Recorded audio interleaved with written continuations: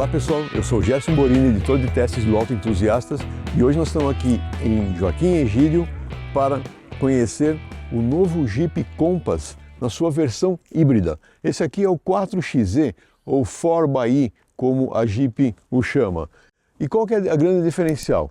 Ele tem dois motores, ele tem um motor a combustão para a tração no eixo traseiro e um motor elétrico para a tração do eixo traseiro. Elimine a necessidade de ter um cardan conectando o eixo dianteiro com o eixo traseiro, ou o câmbio com o eixo traseiro, como em outros carros 4x4 ou tração integral.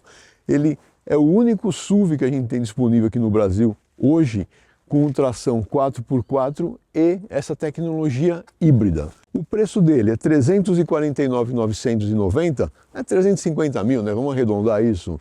E praticamente as unidades iniciais que foram importadas, porque esse carro não é produzido na fábrica lá de Recife, de Goiânia, da Jeep, elas praticamente já foram esgotadas. Então está tendo uma fila de espera para comprar esse tipo de carro. E qual que é a grande vantagem dessa tecnologia, desse tipo de carro? Primeiro, emissões de gases poluentes. Ele abaixa bastante o nível de emissões de gases, obviamente reduz bastante o consumo de combustível, também nós vamos ver mais tarde, e deixa o carro com uma potência adicional. Afinal, além do motor dianteiro, tem aquele motor lá atrás para dar aquele punch a mais, aquela força a mais no carro, né? A parte estética, praticamente aquilo que a gente já conhece do Compass S. E eu gosto de alguns detalhes que tem aqui. Você vê que ele praticamente elimina muito dos cromados, mas não substitui todos os cromados pelo preto brilhante. Ele faz uma mescla. Por exemplo, as caixas de roda aqui são pintadas na cor do carro. Aqui na dianteira, a grade tradicional da Jeep de 7 fendas, ela também tem essa máscara negra. Essa grade adicional que apareceu aqui nesse modelo mais recente também tem uma máscara negra. A parte de iluminação é toda em LED, tanto os faróis quanto as lanternas. Em termos de dimensões, praticamente é a mesma coisa, são 4,40 metros de comprimento total, 2,64 metros de entre-eixos, né? E uma coisa que a gente nota na vista lateral, ele parece um pouco mais baixo. Por que ele parece mais baixo? Porque ele não tem aquelas barras longitudinais do teto que aparece nos outros Compass, ou no Compass S, né? Então isso faz com que o carro tenha uma impressão de estar um pouco mais baixo, um pouco mais sentado. E por outro lado ele tem um teto solar panorâmico. Onde a gente identifica, na verdade, que é um carro híbrido ou um carro a combustão. Nesse lado a gente tem a portinhola do tanque de combustível. E ao invés de colocá-la na dianteira, em outro lugar, outra tampa, o que a Jeep fez? Colocou no outro lado, ou seja, na posição simétrica essa, a tampa para o carregamento. A tampa do porta-malas, ela tem um sistema mãos livres e uma abertura automática e elétrica. Capacidade desse porta-mala, 420 litros, ou seja, não é uma capacidade muito grande pelo tamanho do carro, né? Uma coisa interessante, o step, ele é do tamanho full, né, do tamanho normal, porém não é o mesmo tipo de pneu que está na rodagem do veículo, né? E aqui a gente ainda tem o quê? O carregador de bateria. Então, ele é um carro do sistema plug-in, então você pode conectar isso numa tomada de 110 ou 220, e essa daqui a gente conecta no carro. Vamos ver como que é isso? E aqui está, né? A porta de carregamento, encaixa esse plug. A diferença, o que a gente vê, ele é do tipo 2 e ele só carrega em corrente alternada, ou seja, é uma carga um pouco mais lenta. Mas como a bateria desse carro não é uma bateria de alta capacidade, são apenas 11 kWh, mesmo com esse carregador aqui, ligado na minha casa, numa tomada de 110, nem de 220 que eu tenho na minha garagem, durante a noite, hoje pela manhã, estava com 100% de carga. Então isso é o lado bom do carro híbrido, né? Ele não tem uma bateria muito grande, então obviamente o tempo de carregamento também não é muito grande. E o fechamento da tampa traseira está aqui, um tanto quanto bizarro, porque você tem que apertar esse botão e sair para não levar uma portada na cabeça.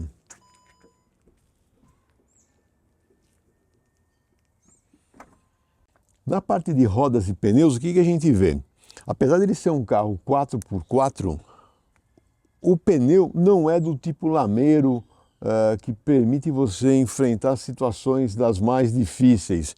Ele obviamente consegue fazer alguma coisa, mas não é dos melhores, principalmente para subida com um piso muito escorregadio. Mas ele utiliza pneu 235/45/19. Eu gosto dessa roda pintada de preto. E aqui a gente já vê o quê? Freio a disco ventilado na dianteira e freio a disco também na traseira. Na parte de motor, o que a gente tem aqui na dianteira? É o motor T270, né, da nova família de motores da Stellantis. Ele é um 4 cilindros, 4 válvulas por cilindro, porém tem o comando único e aquele sistema de multi-air, né, que variação de abertura e de fase de válvulas, que dispensa em parte a borboleta de aceleração. Ele é turbo carregado, a gasolina, injeção direta, ou seja, ele não é flex essa versão, e ele entrega 180 cavalos de potência máxima e 27,5 kgfm de torque máximo. E o torque máximo já está a 1750 RPM, ou seja, ele tem bastante força. Porém, ele fica com um desempenho um pouco mais comprometido em relação ao Compass S Flex que nós já avaliamos. Por quê? Esse carro aqui ele pesa 1.904 quilos, se eu não estou enganado, né? Então ele é um pouco mais pesado, mas é um motor bem moderno, entendeu? Então a gente vê várias características dele aqui. Vamos tirar essa capa aqui que a gente gosta de ver o que tem por baixo, né? E que a Stellantis fez? Ela colocou o filtro de ar nessa posição aqui, logo na entrada, né?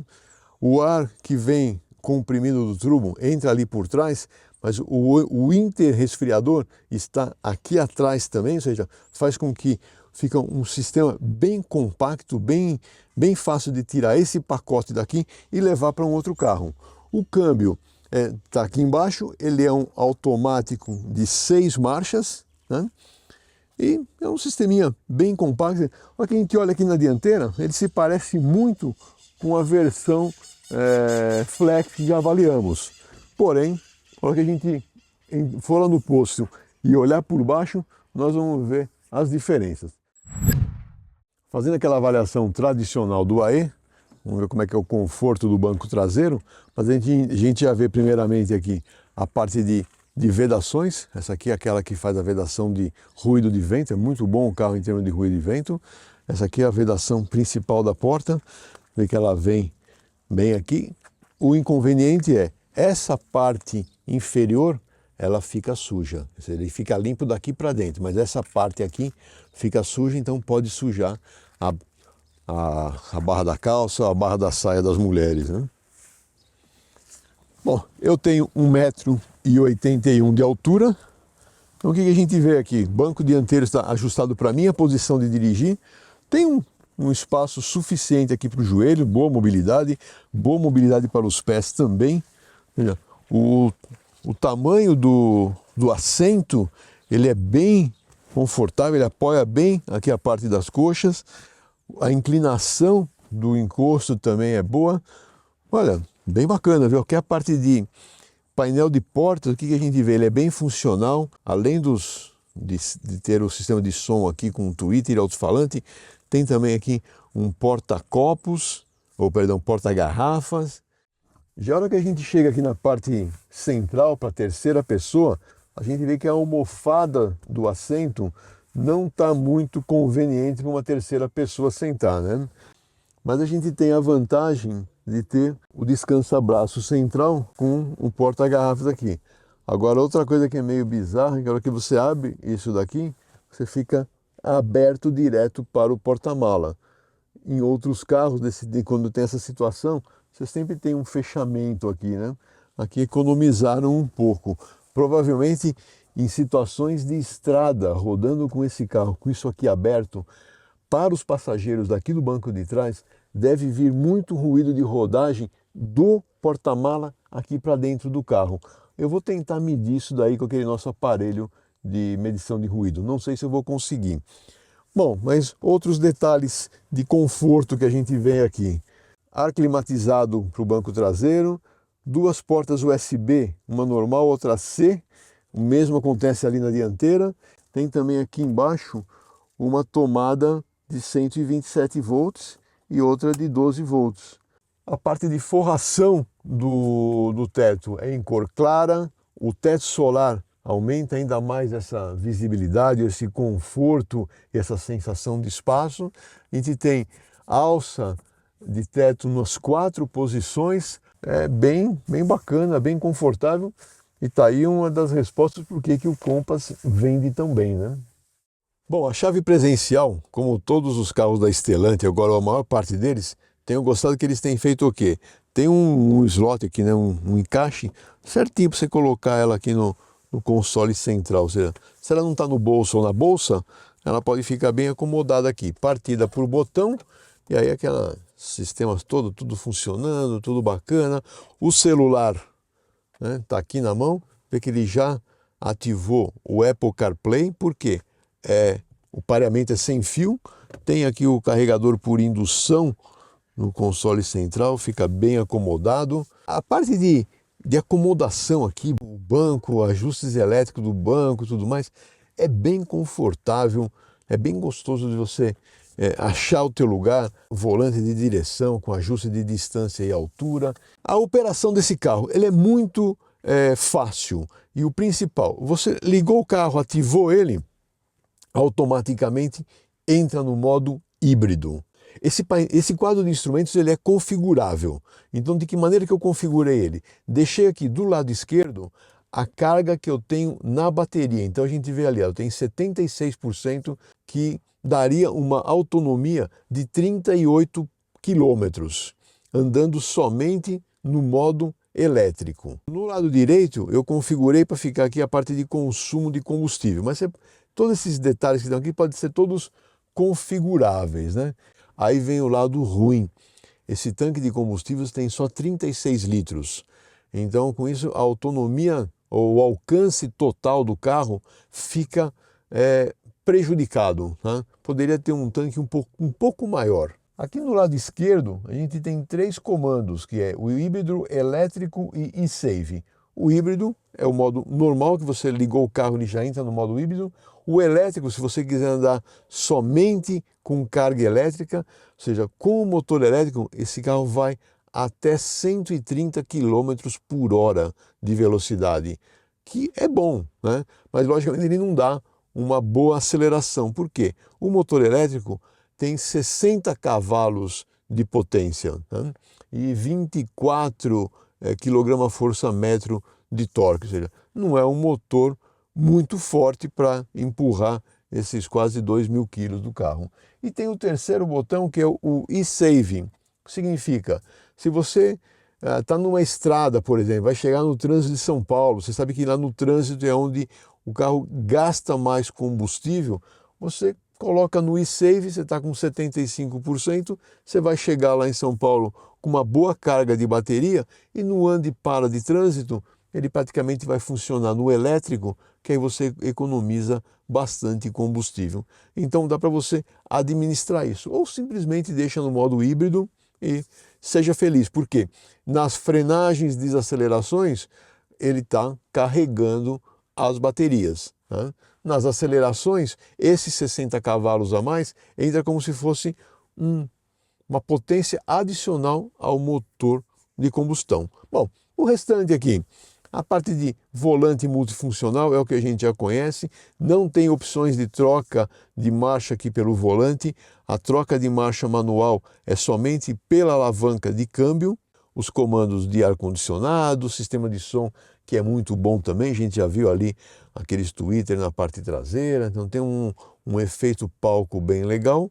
E a central multimídia é aquela que a gente já viu, ou seja, tem vários aplicativos, várias opções aqui que você pode configurar, utilizar, inclusive utilizando a parte de internet. Ele é um hotspot de internet com Wi-Fi. Já falei bastante, vamos até o posto, dar aquela verificada por baixo do carro, vamos conhecer como que é a suspensão dianteira, como que é a traseira, para depois a gente rodar aqui na pista.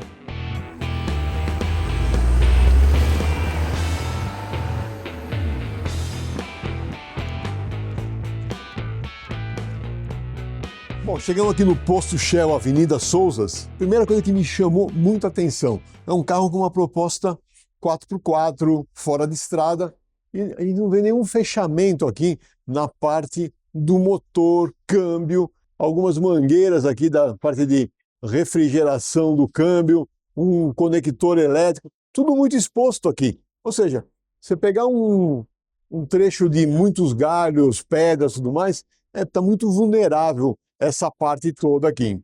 A parte de suspensão, o que a gente vê? Um subchassis aqui, bem reforçado. Você vê que, inclusive, ele vem aqui para frente com duas extensões tubulares que vão até o quadro frontal. Hein? E aquele conceito tradicional que a gente conhece desse tipo de carro. Suspensão McPherson, o braço de controle aqui, ele tem chapa dupla, os articuladores estão aqui fixados com parafuso, que facilita bastante a manutenção futura. E aqui na parte central, o que a gente vê? Ele não tem um cardan que leva a potência aqui do motor, câmbio dianteiro, para a traseira. O que ele usa? Essa parte do túnel, vê que tem esse fechamento, é onde está a bateria, até aqui atrás, e por isso que ele acaba sendo um tanque relativamente pequeno. Ele está protegido por essa chapa metálica aqui por baixo. Então, faltou somente ali na frente, né? Chegando aqui no eixo traseiro, na suspensão traseira, essa é a grande novidade desse carro. Por quê?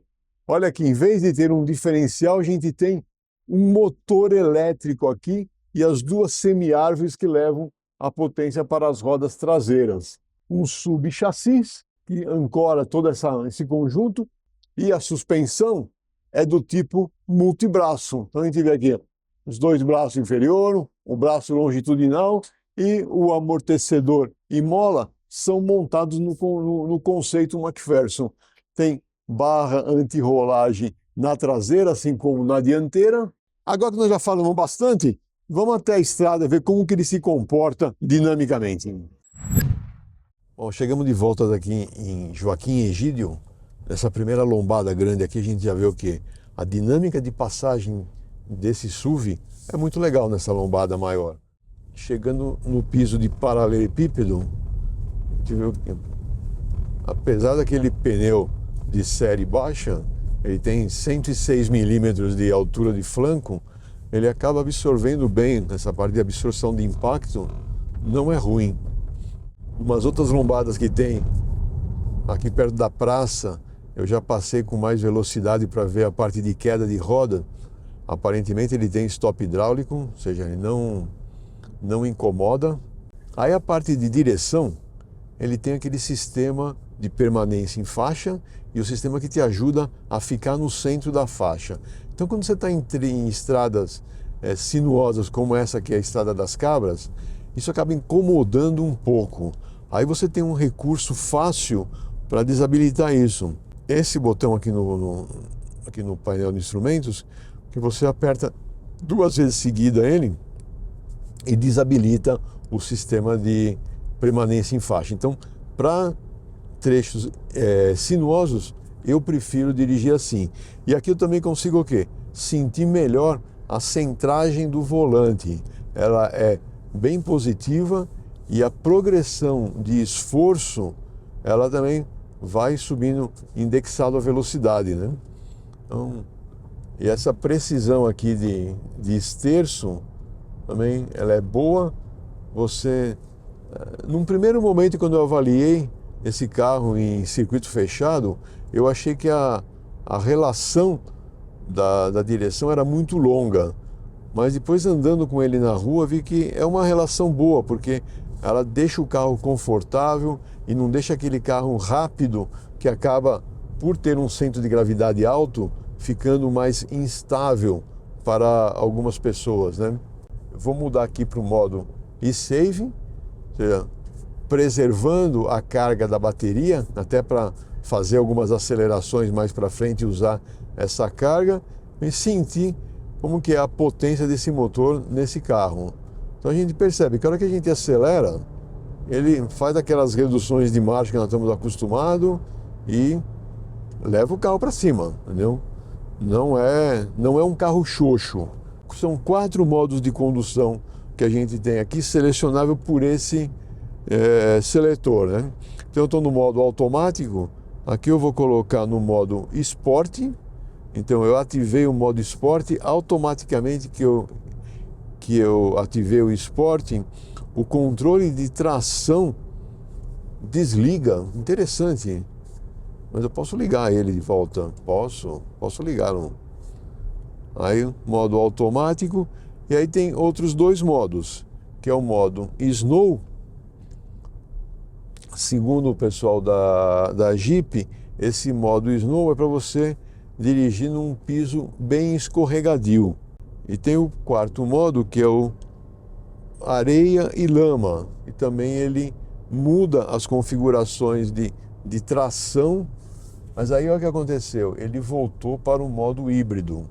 Então, na hora que você altera esse modo de condução, o modo híbrido ou e-save que havia sido selecionado, ele alterna. Por quê? Se você quer um modo esporte, você não pode querer preservar energia. O modo esporte ele vai dizer o quê? Olha, você vai ter que usar, para usar toda a potência, você tem que usar a potência dos 2 motores, né? E é isso que nós vamos ver aqui. Vamos fazer agora no modo híbrido, fazer uma reaceleração. Vamos testar um pouco a potência numa retomada. Então eu vou colocar no modo esporte, automaticamente no painel me aparece a mensagem de esporte, desliga o controle de tração, o modo híbrido é ativado, ou seja, eu tenho potência nas 4 rodas e vamos ver aqui, ó.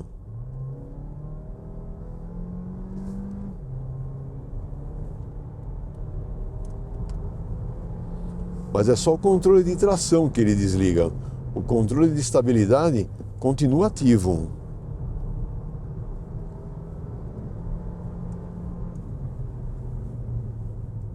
Vamos ver? Olha lá, o controle de estabilidade está ativo, tanto que ele está atuando, ó. Ele está aí freando uma roda, freando outra. O piso está um pouco úmido, então ele sente, né, um pouco de escorregamento e faz os ajustes necessários.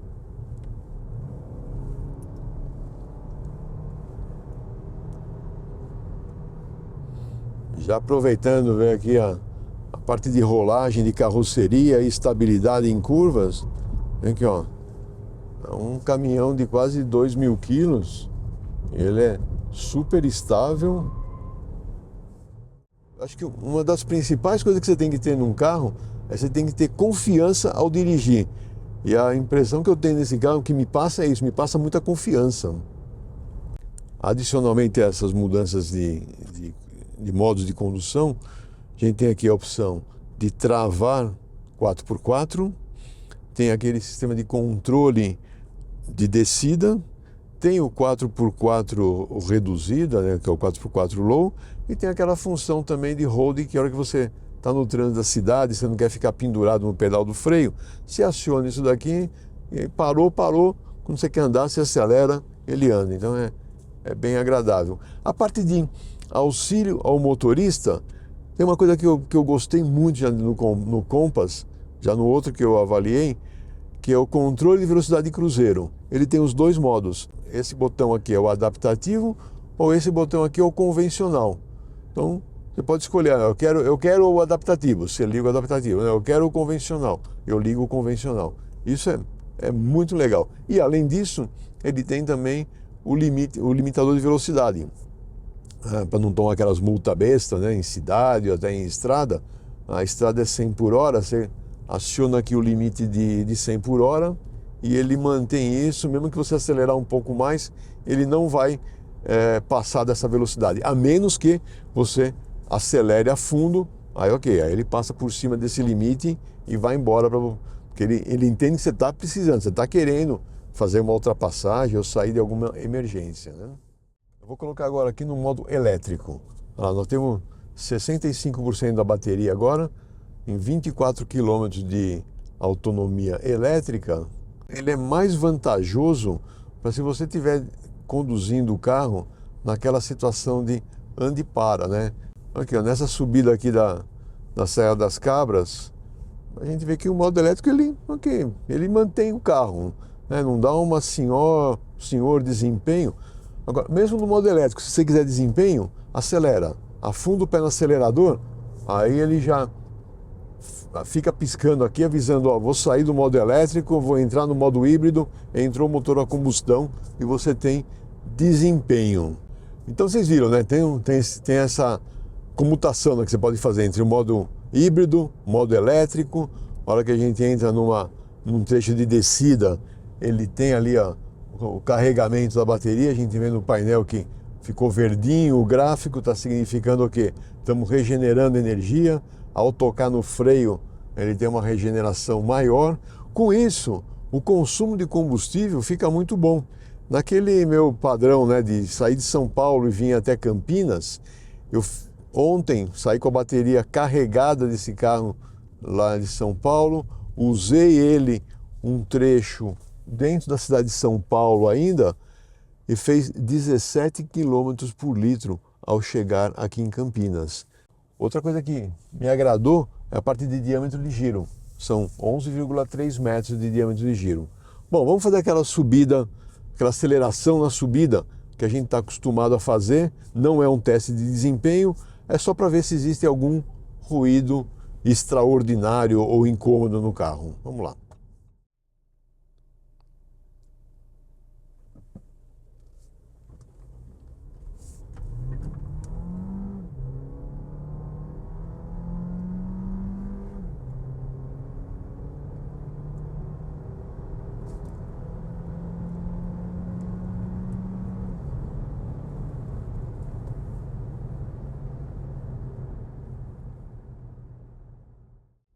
Bom, o que deu para a gente perceber nessa aceleração?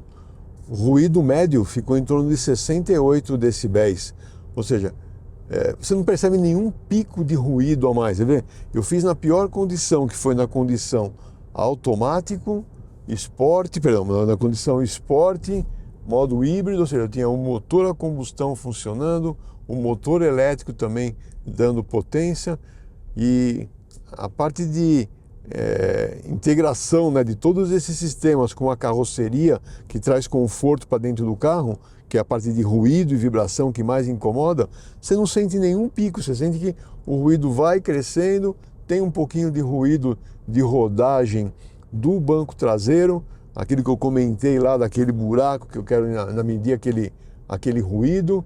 Então, olha, ficou interessante, viu? Gostei do comportamento geral, da condição geral. É um carro que te dá tudo, te dá conforto, te dá espaço, te dá desempenho, economia de combustível.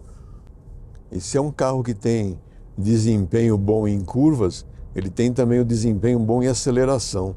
O 0 a 100 é de 6,8 segundos e a velocidade máxima de 206 km por hora.